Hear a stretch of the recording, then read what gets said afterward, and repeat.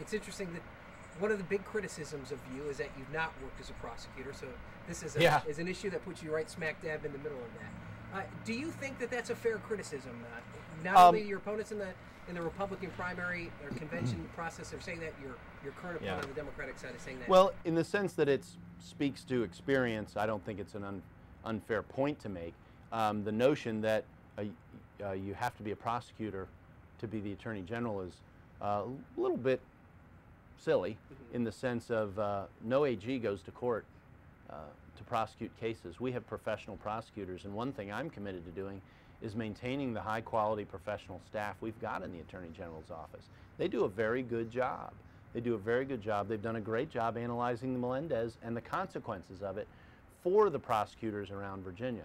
But here in Virginia, I've been on the Courts Committee in the Senate. I've dealt with every criminal justice issue that we've had in the last 7 years in Virginia.